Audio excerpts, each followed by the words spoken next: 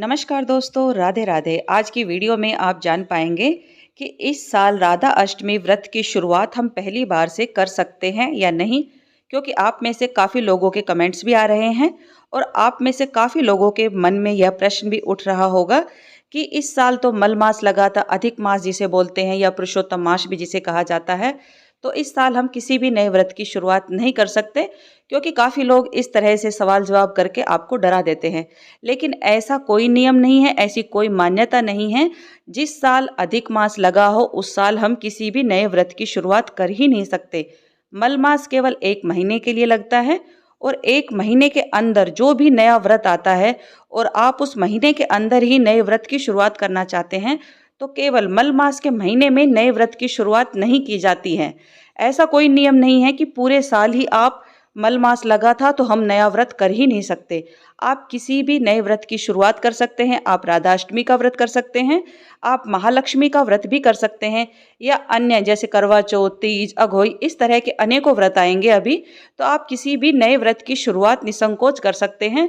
इसमें किसी प्रकार की कोई दुविधा ही ना रखिए। अगर आपने जन्माष्टमी का व्रत रखा है तो आपको राधा अष्टमी का व्रत भी अवश्य रखना चाहिए। अगर किसी वजह से आपका जन्माष्टमी का व्रत छूट गया है या किसी भी कारण आप जन्माष्टमी का व्रत नहीं कर पाए हैं, तब भी आपको राधा अष्टमी का व्रत अवश्य ही करना चाहिए, क्योंकि श्री कृष्ण भगवान राधा के बिना अधूरे हैं और राधा श्री कृष्ण के बिना अधूरी हैं।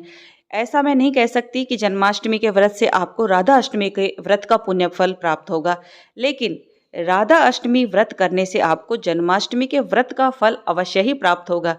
जिस तरह से शास्त्रों में ऐसी मान्यता बताई गई है, अगर आप वर्ष भर में कोई भी एकादशी नहीं कर पाते हैं किसी भी वजह से, अगर आपने केवल एक जन्माष्टमी का व्रत कर लिया है, तो आपको संपूर्ण एकादशियों का पुण्य फल प्राप्त होता है केवल जन्माष्टमी व्रत के द्वारा। और अगर आपने जन्माष्टमी का व्रत नहीं रखा है और केवल आपने राधा अष्टमी का व्रत कर लिया है, तो आपको जन्माष्टमी, एकादशी और राधा अष्टमी के संपूर्ण व्रतों का फल आपको प्राप्त होता ही होता है, क्योंकि राधा रानी बड़ी दयालु, बड़ी कृपालु हैं। इसलिए आपको राधा अष्टमी का व्रत अवश्य रखना चाहिए। इस दिन आपको राधा रानी को अरबी, कढ़ी, खीर का भोग लगाना चाहिए, नीले वस्त्र धारण करने चाहिए, राधा जी के चरणों के दर्शन आपको अवश्य करने चाहिए, राधा कृपा कटाक्ष का पाठ आपको करना चाहिए, राधा चालीसा का पाठ आपको करना चाहिए। अगर आप राधा रानी के व्रत की शुरुआत आज से करना चाहते हैं और इसे कंटिन्यू रखना चाहते हैं, तब भी आप राधा अष्टमी व्रत की शुरुआत आज के दिन से कर सकते हैं।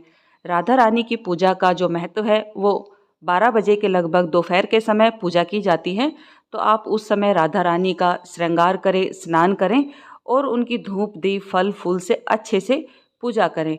पूजा के बाद आप जल, फल, दूध, दही ये सभी चीज़ें ग्रहण कर सकते हैं।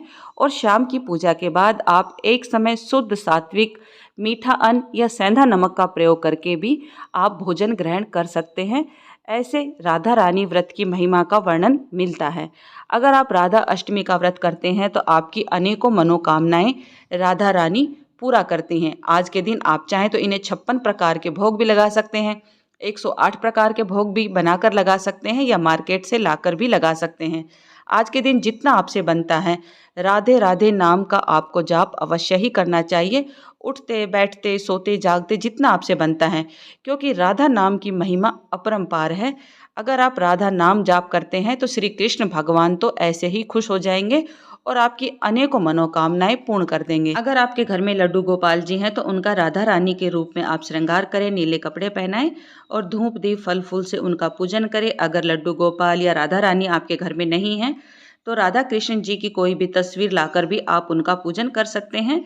अगर तस्वीर भी आपके घर में नहीं है तो गूगल से डाउनलोड करके या फिर आप अपने फ़ोन में राधा रानी का कोई भी फ़ोटो निकालकर राधा अष्टमी व्रत की पूजा को संपन्न कर सकते हैं।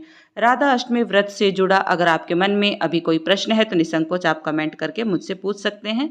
मिलती हूँ इसी तरह की महत्वपूर्ण वीडियो के साथ, तब तक के लिए राधे राधे।